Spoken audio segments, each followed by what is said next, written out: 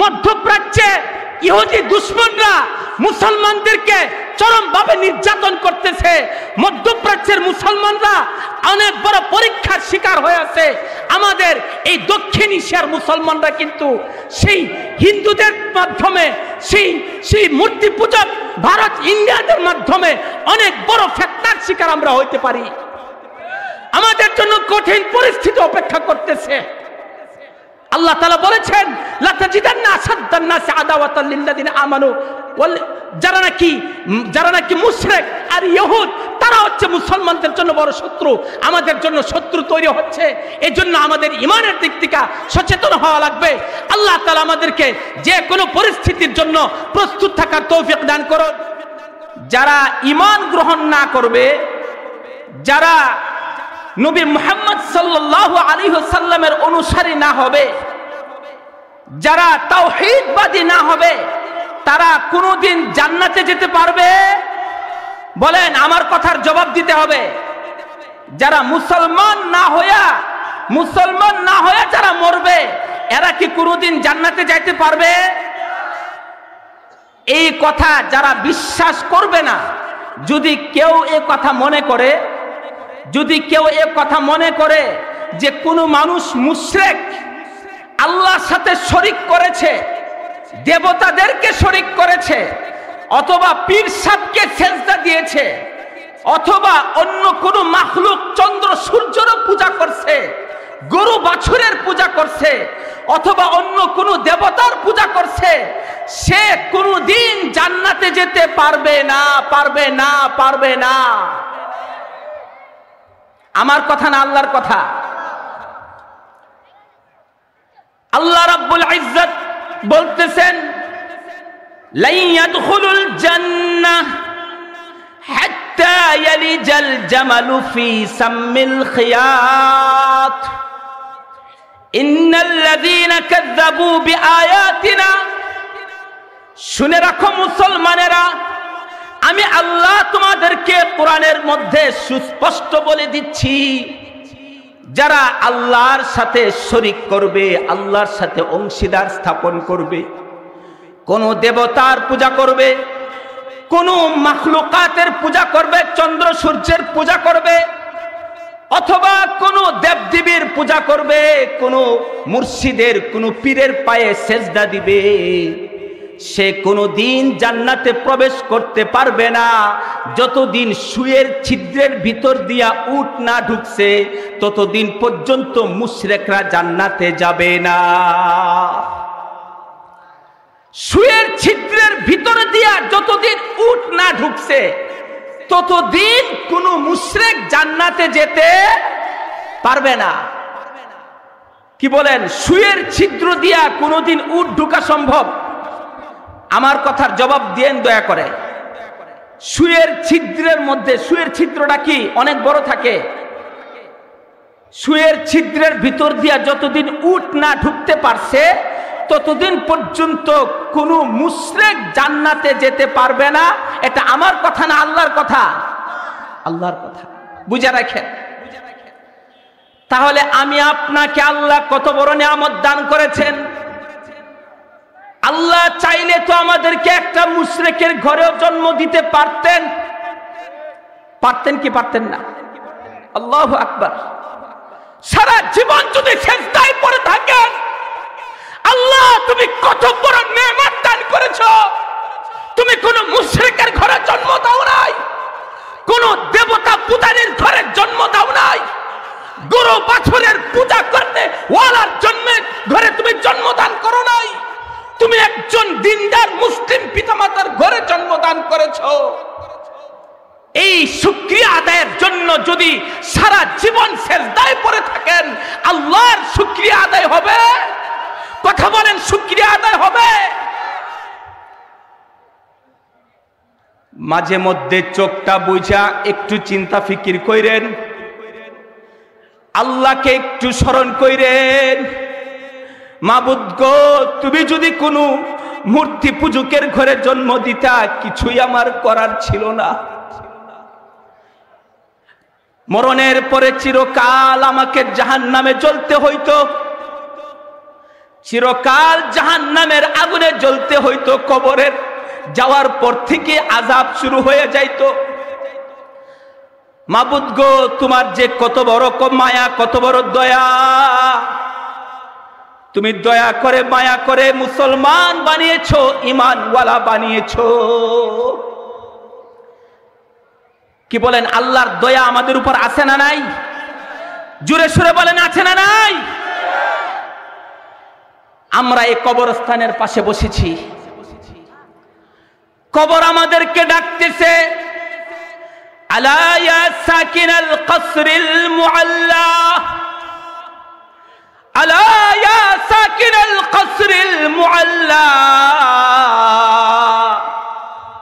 সাতুদফানু আন করিবিন ফিত তুরাবি, লাহু মালাকুন ইউনাদি কুল্লা ইয়াউমিন, লাহু মালাকুন ইউনাদি কুল্লা ইয়াউমিন লিদুলিল মাউতি ওয়া বুনুলিল খারাবি। এই কবরের পাশে আমরা এসেছি মুস্তাক ফৈজি সাহেবের ওয়াজ শোনার জন্য। আল্লাহর রহমতে দাওয়াতি কথা আমাদেরকে শোনাইবেন, হাসাইবেন, কাঁদাইবেন, পরকালের একটা সবক আমাদেরকে দিবেন, আমরা নিয়ে যেতে পারবো। কিন্তু সাথে এই কথাটাও মনে রাখেন, আমি আপনি আমাদের এই কবরস্থানের পাশে আমরা বসেছি, আমাদের কবরে যারা সমাহিত হয়ে আছেন তারা প্রতিনিয়ত আমাদেরকে ডাকতেছেন, প্রতিনিয়ত আমাদেরকে ডাক দিয়ে দিয়ে বলতেছে, আলা ইয়া সাকিনাল কসরিল মুআল্লা, আলা ইয়া সাকিনাল কসরিল মুআল্লা, সাতুদফানু আন করিবিন ফিত তুরাবি। হে অট্টালিকার বসবাসকারী, যে আরাম বিছানার মধ্যে শুয়ে কাটাইতেছো তোমার জীবন, বাড়িটা টাইলস দিয়া তৈরি করছো, একতলা, দুতলা, তিনতলা, চারতলা বানিয়ে ফেলেছো, 60,000 টাকায় খাট বানাইছো, 20,000 টাকা দিয়া মেট্রেস নিয়ে আসছো, জাজিম বানায় নিয়ে আসছো, সন্তান সন্ততি স্ত্রী সন্তানদেরকে নিয়ে আরামে আরামে চলতেছো, খাইতেছো, ফিরতেছো। মনে রাখো, আমরা যারা কবরে চলে এসেছি, সাতুদফানু আন করিবিন ফিত তুরাবি, তুমি অচিরেই মাটিতে আমার মতো তোমাকেও সমাহিত করা হবে। কথা ঠিক না বেঠিক? সাতুদফানু আন করিবিন ফিত তুরাবি, আমার মতো তোমাদেরকেও সেই অচিরেই কবরের মধ্যে সমাহিত করা হবে। লাহু মালাকুই ইউনাদি কুল্লা ইয়াউমিন, লাহু মালাকুই ইউনাদি কুল্লা ইয়াউমিন লিদুলিল মাউতি ওয়া বুনুলিল খারাবি। একজন ফেরেশতা প্রতিনিয়ত আপনাকে আমাকে ডাকতেছে, একজন ফেরেশতা প্রতিনিয়ত ডাকতেছে, আরে তুমি মরার জন্য জীবিত হও, মরার জন্য তোমার জীবনটা প্রস্তুত করে নাও।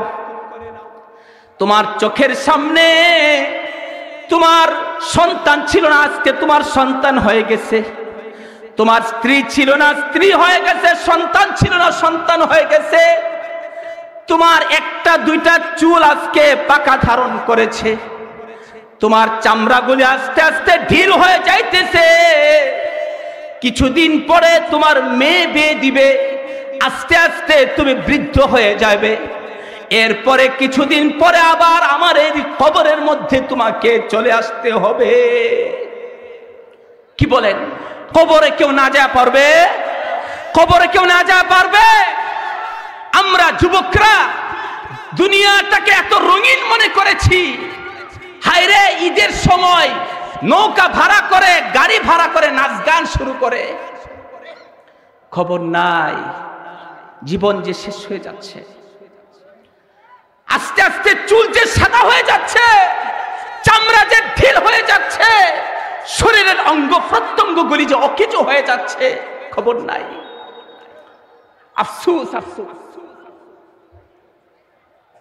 সম্মানিত হাজিরিন, মাঝে মধ্যে বৈশা বৈশা আল্লাহর কথাটা স্মরণ করেন।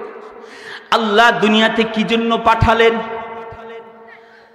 আমাদেরকে দুনিয়াতে কি করতে হবে, দুনিয়া থেকে আমাদের কি নিয়ে যেতে হবে, কোথায় যেতে হবে, কিভাবে যেতে হবে। 30 পারা কোরআনের মধ্যে 600 পৃষ্ঠার উপরে 6000 উপরে আয়াতের মধ্যে আল্লাহ তাআলা মানুষকে কথায় বারবার সতর্ক করেছেন। আরে আমার বান্দা, আরে আমার বান্দা, তুমি সতর্ক হও, সতর্ক হও। তোমার কিভাবে দিনটা কাটে, তুমি আমাকে একটা সেজদা না দিয়ে তোমার দিনটা কাটায় দাও। তোমার সকালটা কেটে যায়, তুমি আমাকে সেজদা দিচ্ছ না। আবার 5-6 ঘন্টা পরে দুপুর বেলা আবার আজান হয়, তোমার ভ্রুক্ষেপ নাই। আবার 2 ঘন্টা পরে আসরের আজান দিয়া তোমাকে ডাকা হচ্ছে, তুমি কল্যাণের দিকে আসো, নামাজের দিকে আসো।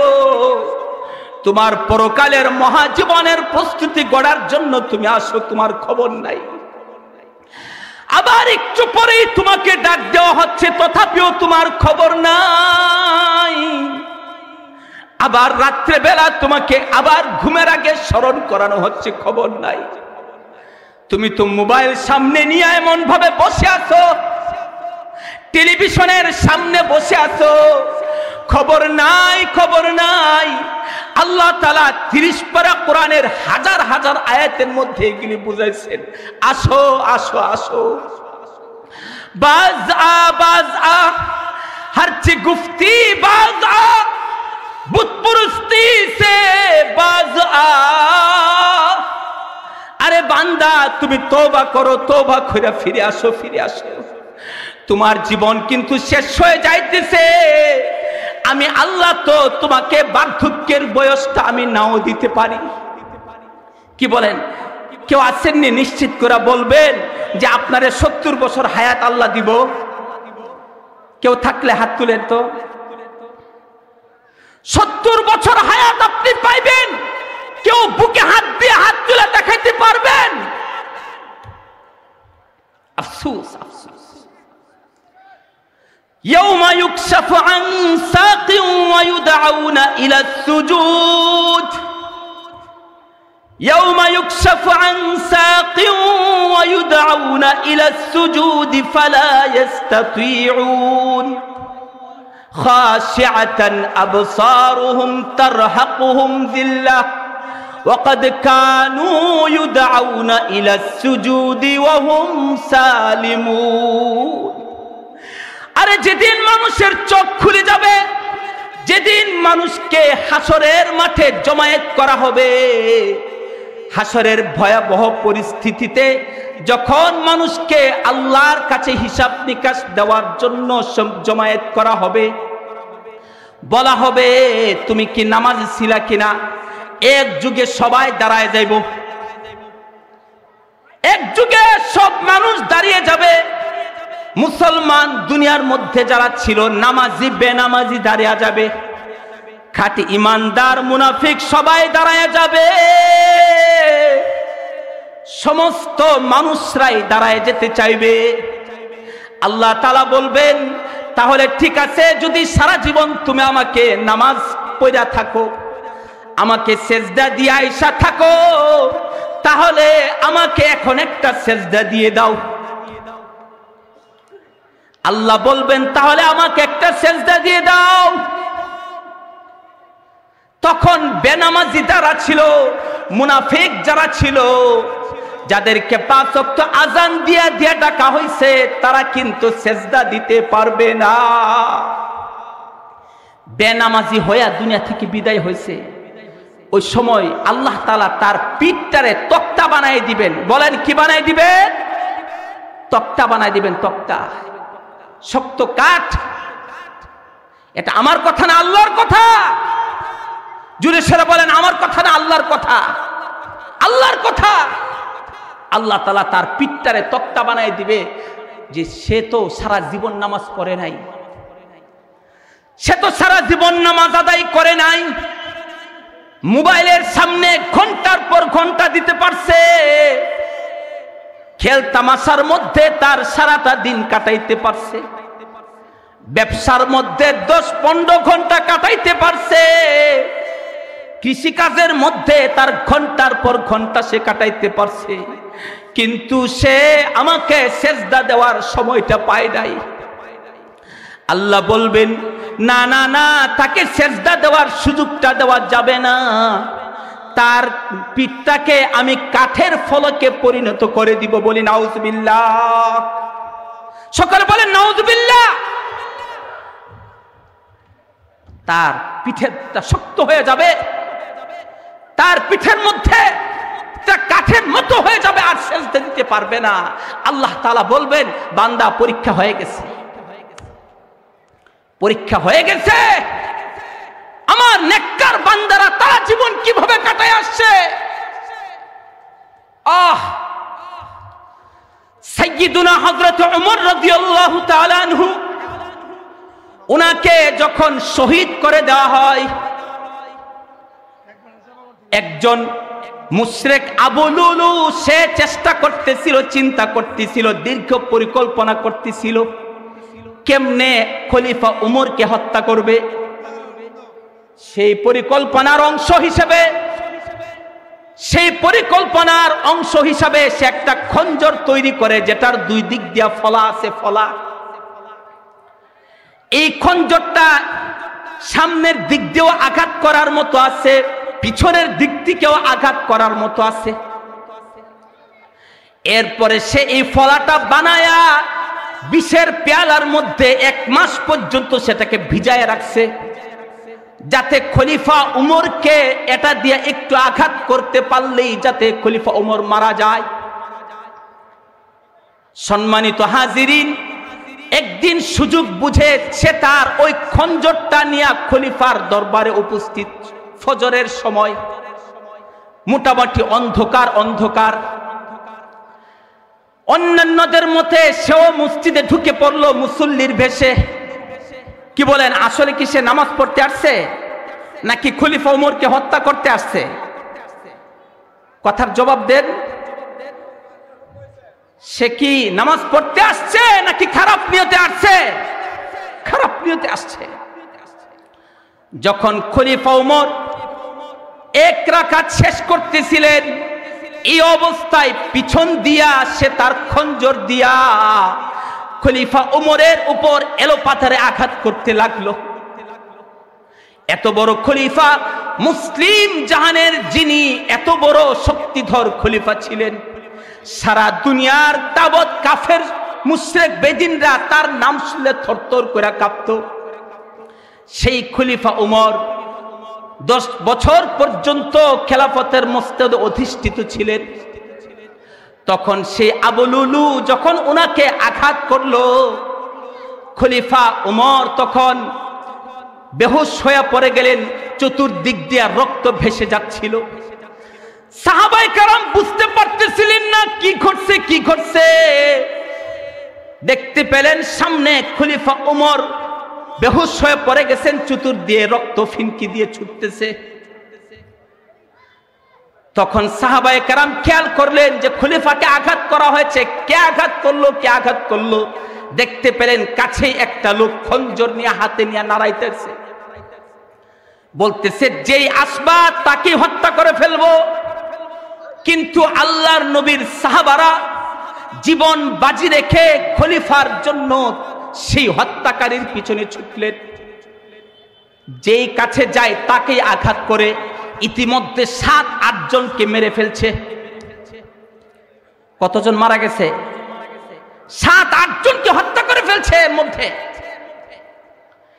হযরতে আব্দুর রহমান ইবনে আউফ রাদিয়াল্লাহু আনহু চিন্তা করলেন কি করা যায়। তিনি ওনার গায়ে অনেক বড় চাদর ছিল, উনি অনেক উঁচা লম্বা মানুষ ছিলেন। তিনি তখন ওনার চাদরটা দিয়া ওই আবু লুলু হত্যাকারীর মাথার উপর ফেলে দিলেন এবং ওই চাদর দিয়া ঢাকা যাতে তাকে হত্যাকারীকে ঘাতককে ধরা যায়, উনি ওনার চাদরটা জালের মতো করে ফেলে দিলেন। সে মনে করলো যে আর বাঁচার পথ নাই। এই অবস্থায় সে তখন খঞ্জর দিয়া নিজেকেই হত্যা করে ফেলল। সে ছিল একজন মুশরিক, মুনাফিক। সম্মানিত হাজিরিন, যে জিনিসটা বড় উদ্দেশ্য, সাইয়্যিদুনা হযরত ওমর রাদিয়াল্লাহু তাআলা আনহু যখন উনার হুঁশ ফিরে আসলো, উনার এমন অবস্থা হয়ে গেছে, পেটের থেকে আতুর বের হয়ে গেছে, শরীরের কয়েকটা জায়গার মধ্যে ক্ষত চিহ্ন হয়ে গেছে, রক্ত বন্ধ করতে পারতেছে না। এমন ভয়াবহ অবস্থার মধ্যেও যখন হযরতে ওমর রাদিয়াল্লাহু তাআলা আনহুর হুঁশ ফিরে আসলো, তখন তিনি সবার আগে যে জিনিসটা জিজ্ঞাসা করলেন যে নামাজ আদায় হয়েছে কি, নামাজ আদায় হয়েছে কি? সুবহানাল্লাহ বলবেন না? আরো জোরে সুরে বলেন সুবহানাল্লাহ। হযরতে ওমর রাদিয়াল্লাহু আনহু জীবন মৃত্যুর সন্ধিক্ষণে জান চলে যাওয়ার মতো অবস্থা, এই অবস্থায় হুঁশ ফিরে আসার পরে উনি জিজ্ঞাসা করতেছেন না আমাকে কে মারলো, কেন মারলো, তোমাদের কে কি হয়েছে, এই কথা জিজ্ঞাসা করতেছেন না, জিজ্ঞাসা করতেছেন নামাজ আদায় হয়েছে কি তোমাদের? সুবহানাল্লাহ বলবেন না? নামাজ আদায় হয়েছে কি বলতেছে, আরে আমার তো নামাজটা বাকি রয়ে গেছে, নামাজটা বাকি রয়ে গেছে, তোমরা একটু উজুর পানি আনো, আমি উজু করে নামাজটা আদায় করতে চাই। চিন্তা করছেন তারা কিভাবে বিশ্বজয়ী হয়ে গেলেন, আল্লাহর কাছে তারা কষ্টি পাথরে পরিণত হচ্ছেন কিভাবে, সারা দুনিয়া তাদের হাতে, তাদের করতলগত কিভাবে হয়েছে। আজকে আমরা কত গাফলতি করে করে সময় কাটাই, নামাজের ব্যাপারে আমাদের খবর নাই। সম্মানিত হাজিরিন, আমাদের নবীজি সাল্লাল্লাহু আলাইহি ওয়াসাল্লাম যখন তিনি দুনিয়া থেকে বিদায় হয়ে যাবেন, আল্লাহর নবী কয়েকদিন পর্যন্ত বিছানায় পড়া, মাঝে মধ্যে বেহুশ হয়ে যান, আবার হুঁশ ফিরে আসে, বলে যে আমাকে মিসওয়াকটা দাও, মিসওয়াক করব। আম্মা জান হযরত আয়েশা রাদিয়াল্লাহু তাআলা আনহার ঘরে নবীজি যখন একবার হুঁশ ফিরে আসলো, কিছুটা শরীরের মধ্যে সুস্থতা অনুভব করলেন, আল্লাহর নবী বলতেছেন আমাকে মসজিদে নিয়ে যাও, আমাকে মসজিদে নিয়ে যাও, আমাকে মসজিদে নিয়ে যাও, আমি দেখতে চাই, আমি দেখতে চাই আমার উম্মত নামাজ আদায়কারী হয়ে গেছে, নামাজ আদায়কারী হয়ে গেছে। সুবহানাল্লাহ। আমি দেখতে চাই আমার উম্মত, আমি এমন একটা উম্মত আমি করতে পেরেছি কিনা যে উম্মত নামাজের প্রতি গুরুত্ব আছে। যখন দেখলেন যে সাইয়্যিদুনা হযরতে আবু বকর সিদ্দিক রাদিয়াল্লাহু তাআলা আনহু তিনি নামাজ আদায় করতেছেন, ওনার ইমামতিতে সাহাবায়ে কেরাম নামাজ পড়তেছে, আল্লাহর কাছে শুকরিয়া আদায় করলেন, আল্লাহ তোমার কৃতজ্ঞতা আদায় করি, তোমার শুকরিয়া আদায় করি, আমি তো এমন একটা কওম করতে পারলাম, এমন একটা জাতি, এমন একটা উম্মত আমি করতে পারলাম যারা নামাজ আদায়কারী হয়ে গেছে। আফসোস, কবরস্থানের পাশে আমরা বসছি, মৃত্যুর কথা স্মরণ করে আমরা আমাদের এই মাহফিলের মধ্যে এসেছি যে আমরা পরকালের সবক নিয়ে যাব। আজকে এই সবকটা আমরা নিয়ে যাই যে জীবনে কোনোদিন নামাজ কাজা করব না। রাজি আছেন সবাই? সম্মানিত হাজিরিন, আল্লাহ রাব্বুল ইজ্জত কালামুল্লাহ শরীফের মধ্যে বারংবার বারংবার মানুষকে বুঝিয়েছেন, মানুষ তুমি আমার কুদরতের কথাটা একটু চিন্তা রাখো, আমার নিয়ামতের কথাটা তুমি চিন্তা রাখো, আমার সৃষ্টির কথাটা তুমি চিন্তা রাখো। তোমাকে চাইলে আমি একটা কুকুর বানাইতে পারতাম, একটা বিড়াল বানাইতে পারতাম, একটা হিংস্র জানোয়ার বানাইতে পারতাম, একটা নগণ্য কীট পতঙ্গ মশা মাছি বানাইতে পারতাম, কিন্তু আমি তোমাকে আশরাফুল মাখলুকাত বানিয়েছি, আমি তোমাকে সৃষ্টির সেরা জীব বানিয়েছি। তুমি আমার কথাটা ভুলো না। ফালইয়ানজুরিল ইনসানু ইলা তাআমিহি আন্না সাবাবনাল মাআ সাব্বা সুম্মা শাকাকনাল আরদা শাক্কা فأنبتنا فيها حبا وعنبا وقضبا وزيتونا ونخلا। আরে মানুষ, তুমি চিন্তা কইরা দেখো, প্রতিদিন তুমি কি পরিমাণ ভাত গ্রহণ করো, প্রতিদিন তুমি কত হাজার হাজার খাদ্য গ্রহণ করো, কত লাখো লাখো দানার ব্যবস্থা আমি আল্লাহ তোমার জন্য করেছি। তোমার ঘরের চাউল শেষ হয়ে যাচ্ছে, তোমার চৈত্র মাস চলে আসতেছে, আমি আল্লাহ তোমার রিজিকের কথাটা চিন্তা করতেছি। তোমার জমিনের মধ্যে কিভাবে ফসল ফলবে আমি আল্লাহ সেই পরিকল্পনাটা করতেছি। তোমার 12 মাস কিভাবে খোরাকিটা চলবে আমি আল্লাহ সেই খোরাকির ব্যবস্থাটা করতেছি। আমাদের জন্য এই রিজিকের ব্যবস্থা কে করতেছে? জোরে সুরে বলেন, কে করতেছে? আল্লাহ করতেছে। আরে মানুষ, তুমি একটু চিন্তা করো, তোমার এই পানির ব্যবস্থা কে করলো? যদি আমি আল্লাহ পানি বন্ধ করে দেই, এই পানি তুমি কোত্থেকে আনবা?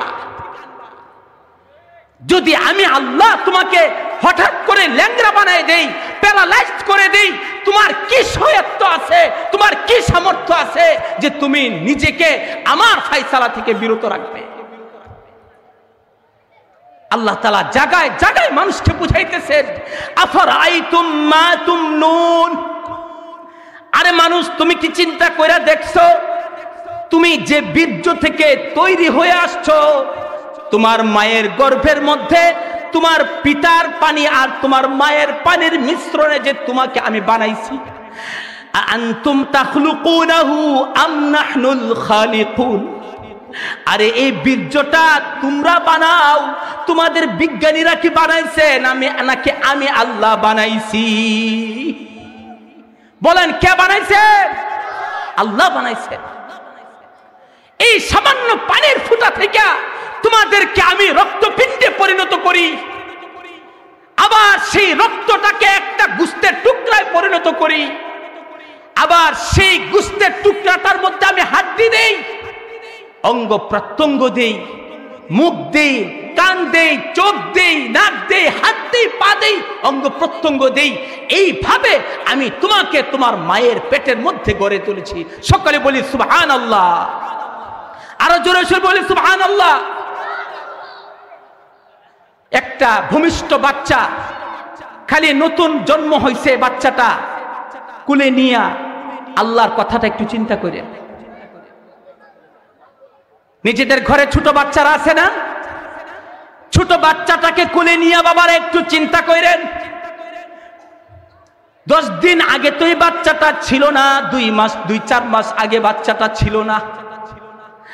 মায়ের রেহেম থেকে আল্লাহ এই বাচ্চাটাকে বের করে নিয়ে আসছেন। আল্লাহ এত ছোট্ট একটা জায়গা দিয়ে এটাকে বের করার ব্যবস্থা করেছেন, আবার কি সুন্দর করে তার নাকটা দিয়েছেন, চোখটা দিয়েছেন, কানটা দিয়েছেন, মুখটা দিয়েছেন।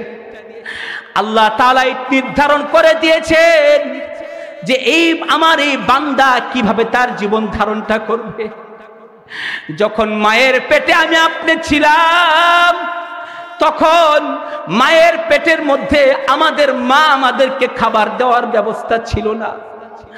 মহান রাব্বুল আলামিন আমি আপনার নাভির রগটাকে মায়ের নাভির সাথে সংযোগ স্থাপন করে দিয়েছেন, বলে সুবহানাল্লাহ। মায়ের নাভির সাথে সন্তানের যে পেটে থাকা বাচ্চার নাভিটাকে সংযোগ করে দিয়েছেন, আর এর মাধ্যমে মায়ের যে প্রতি মাসে যে ঋতুস্রাব হইতো, যে রক্ত আসতো, যে মাসিক হইতো, ওই মাসিকটাকে আল্লাহ বন্ধ করে দিয়েছেন। যে এই মাসিক এখন থেকে মায়ের পেটের বাচ্চা, যে বাচ্চা পেটে রয়েছে, সেই বাচ্চার খাবারের ব্যবস্থা আমি করে দিয়েছি। আল্লাহ চিন্তা করছেন, এই নাপাক জিনিসগুলি আমাদের খাবারের বস্তু ছিল। মহান রাব্বুল ইজ্জতের মহান কুদরত ছিল। আল্লাহ তাআলা এই কুদরত দিয়া আমাদেরকে মায়ের পেটের মধ্যে জন্মদান করেছেন, মায়ের পেটের মধ্যে আমাদেরকে জীবন দান করেছেন। সকালে জোরে সরে বলি সুবহানাল্লাহ। আফারাআইতুম মা তাহরুসুন, তোমরা একটু চিন্তা ফিকির কইরা দেখো রে বাবারা, তোমরা এমনই ভাবে তোমাদের ফসল যে ক্ষেতের মধ্যে ফসল হয়, তোমরা সেই ফসলের কথাটা চিন্তা কইরা দেখো।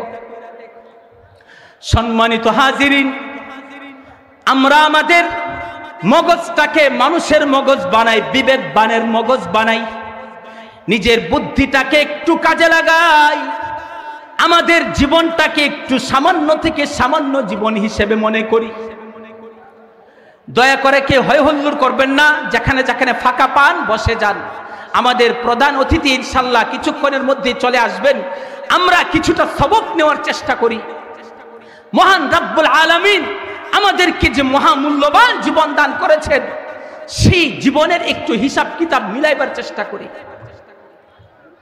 সম্মানিত হাজিরিন, আল্লাহ তাআলা সেই কোরআনের শত শত পৃষ্ঠার মধ্যে বান্দাদেরকে এই কথাই বুঝাইছেন, বান্দা নাফরমানি করো না। বান্দা, তুমি তোমার জীবনটাকে ছোট জীবন মনে করো, তুমি তোমার হায়াতটাকে অনেক মূল্যবান মনে করো, তুমি তোমার আখিরাতটাকে সবচেয়ে গুরুত্বপূর্ণ মনে করো, তুমি তোমার জীবনটাকে সেই পাঁচতলা বাড়ি বানাবার জন্য আসো নাই, তুমি তুমি শত শত কানে জমিন বানাবার জন্য তুমি আসো নাই, তুমি অট্টালিকা বানাবার জন্য তুমি দুনিয়াতে আসো নাই, তুমি দুনিয়াতে আসছো তোমার জান্নাতটাকে গড়ার জন্য। কথা ঠিক না বেঠিক? আরে বান্দা, তুমি তোমার সন্তানের চিন্তা তোমার এত করার দরকার নাই। তোমার সন্তান বাড়ি ভাড়া দিয়ে থাকতে হবে, তোমার সন্তানের জন্য 2টা 4টা 5টা দোকান করে দেওয়া লাগবে, তুমি হারাম খায়া হইলেও তোমার সন্তানের জন্য তোমার অনেক সম্পত্তি গড়া যাইতে হবে। আল্লাহ এই কথা বলছে। অনেক অবুঝ থেকে অবুঝ, অনেক জাহেল ব্যক্তিরা আমাদের সমাজে এমন আছে, নিজেরা সুদের ব্যবসা করে, হারাম খায়, বিভিন্ন পাপাচারে লিপ্ত হয়, হারমাদি করে, ঘুষ খায়, মানুষের উপর অন্যায় অবিচার করে। কিসের জন্য? যে সন্তানের জন্য সম্পদ জুড়ায় যাইতে হইব। আহা, সন্তান, জানেন এই সন্তান আপনাকে পরকালে কি বলবে? আল্লাহ তাআলা কোরআনের অনেক জায়গায় বলছেন, সন্তানে বাপেরে বলবে, তোমারে কে কইছিল আমার জন্য এই সম্পদ বানাইতা, আমারে তুমি বেদিন বানাইতা, তোমারে কে বলছিল? আমারে তুমি দিনদার বানাও নাই, হারাম খাওয়ার শিক্ষা দিতে তোমাকে কে বলছিল? সন্তান বলবে, রব্বানা আতিম বি'ফাইন মিনাল আযাব, আল্লাহ এই বাপেরে ধইরা তুমি ডবল আযাব দাও, ডবল আযাব দাও। এই বাপে আমারে বদমাশ বানাইছে, এই বাপে আমার দিন শিক্ষা দেয় নাই, এই বাপে আমারে কোরআনের শিক্ষা দেয় নাই। না জানি এই সন্তান একটা নেকি বাপেরে দিয়ে দেওয়ার লাগে, এই জন্য সন্তান দৌড়াইতে থাকবে, পালাইতে থাকবে। ইয়াউমা ইয়াফিরুল মারউ মিন আখিহি ওয়া উম্মিহি ওয়া আবিহি ওয়া সাহিবাতিহি ওয়া বানিহি। আমি আমার নিজের থেকে কোনো কথা বলতেছি না রে ভাই, আমি আমার রবের কথাটা আপনাদেরকে শুনাইতেছি। রব্বুল আলামিন স্মরণ করাই দিতেছেন। আফসোস আফসোস, আমাদের ভাইরা কোরআন পড়ে না, কোরআন শিখে না, কোরআন বুঝে না। যদি কোরআন নিজেরা পড়তো তাহলে 1 দিন 2 দিন তার দিলের মধ্যে একটা নূর তৈরি হইতো। মাঝে মধ্যে কোরআনের তর্জমাটা শুইনা তর্জমাটা পয়রা দিলটা নরম হইতো, পরকালের কথা স্মরণ হইতো, কবরের কথা স্মরণ হইতো, হাসরের কথা স্মরণ হইতো। সন্তান বলবে, ইয়াফিরুল মারউ মিন আখিহি, কোন ব্যক্তি তার ভাই থেকে দৌড়াইতে থাকবে, পালাইতে থাকবে। ইয়াউমা ইয়াফিরুল মারউ মিন আখিহি ওয়া উম্মিহি ওয়া আবিহি ওয়া সাহিবাতিহি ওয়া বানিহি, তার মা থেকে পালাইতে থাকবে, যে মা তাকে 9 মাস গর্ভে ধারণ করেছে, অনেক কষ্টে তার সন্তানকে প্রসব করেছে, জীবনের ঝুঁকি নিয়ে মা তার সন্তানকে প্রসব করেছে, নিজে না খায়া সন্তানকে খাওয়াইছে, সন্তানকে বুকের দুধ পান করাইবার জন্য মা রাত্রি জাগরণ করেছে। সন্তান যদি হঠাৎ করে চিল্লান দেয়া উঠছে, মা আর ঘুমাই থাকে নাই। পৃথিবীতে এমন কোনো মা নাই যখন সন্তান চিল্লান দিয়া উঠে মা তখন ঘুমায় থাকে সন্তানকে না খাওয়ায়া।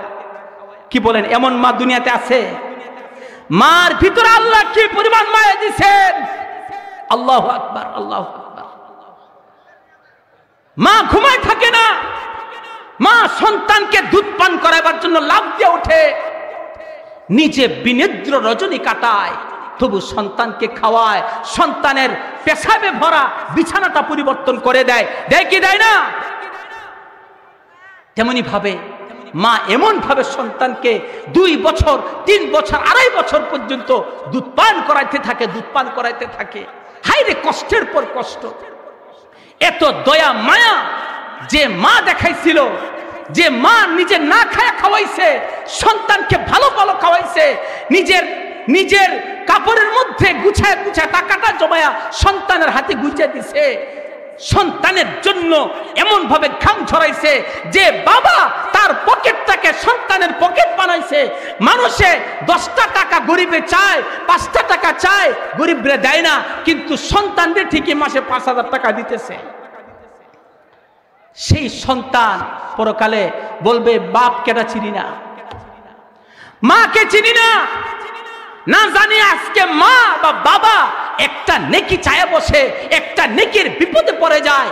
এই জন্য সে সন্তান মা থেকে পালাবে, বাপ থেকে পালাইবে, মা থেকে পালাইবে, বাপ থেকে পালাবে, স্ত্রী থেকে পালাবে, স্ত্রীর স্বামী থেকে পালাবে, এমনকি মা বাপ পর্যন্ত সন্তান থেকে পালাইবে যে আজকে আমার নিজের জানতে বাঁচাও,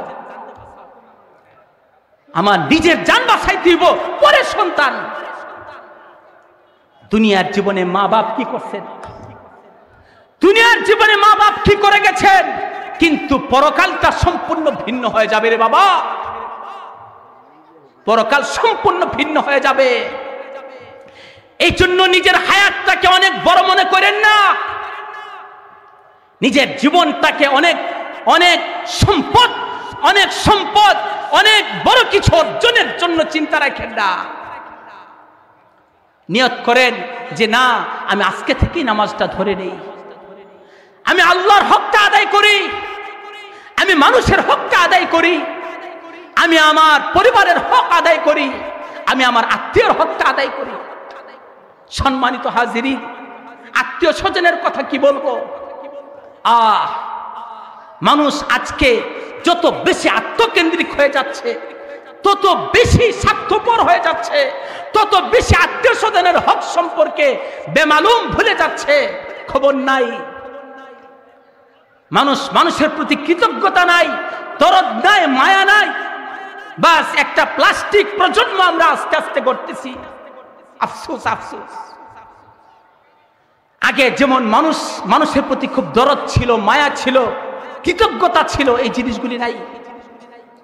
সম্মানিত হাজিরিন, মানুষের জীবনের সবচেয়ে বড় একটা সৌন্দর্যতম দিক হলো সে আল্লাহর প্রতি কৃতজ্ঞ হবে, উস্তাদদের প্রতি কৃতজ্ঞ হবে, তার আত্মীয় স্বজনদের প্রতি কৃতজ্ঞ হবে, সকল মানুষের প্রতি সে কৃতজ্ঞ হবে, সকলের ভালো চাইবে। মানুষের জীবনের অন্যতম সৌন্দর্য, প্রথমত আল্লাহ ফরজ করে দিয়েছেন আনিশকুরলি ওয়ালি ওয়ালিদাইক, আমার প্রতি তোমরা কৃতজ্ঞ হও, এতপর তোমার পিতামাতার প্রতি তুমি কৃতজ্ঞ হও। কোন একটা মানুষ যদি তার রবের প্রতি কৃতজ্ঞ না হইতে পারে, দুনিয়ার অন্য মানুষের ব্যাপারে সে কৃতজ্ঞ হইতে পারে না। কি বলেন? আল্লাহর হক যদি আদায় না করে, আল্লাহর কৃতজ্ঞতা যদি আদায় না করে, তাহলে অন্য মানুষের কৃতজ্ঞতা এর মাধ্যমে আদায় করা যায়, তার ব্যাপারে চিন্তা করা যায়, যায় না। এই জন্য মানুষের সর্বপ্রথম কর্তব্য আল্লাহ করে দিয়েছেন যে সে যাতে আল্লাহর প্রতি কৃতজ্ঞতাটা আদায় করে। আনিশকুরলি, আর আল্লাহর কৃতজ্ঞতার আদায়ের মাধ্যমটা হচ্ছে প্রথম দিকে যা কথাগুলি বললাম, যে আল্লাহকে সেজদা করি, আল্লাহর জন্য নিজেকে বিলিয়ে দেই। হায়াত অনেক লম্বা, সে বুড়ো হলে নামাজ পড়মুনে এই চিন্তা না করা যৌবনের মধ্যে আল্লাহর জন্য সেজদাকারী হয়ে যায়। এটা হচ্ছে আল্লাহর প্রতি কৃতজ্ঞতা। এরপরে মা বাবার প্রতি কৃতজ্ঞতা।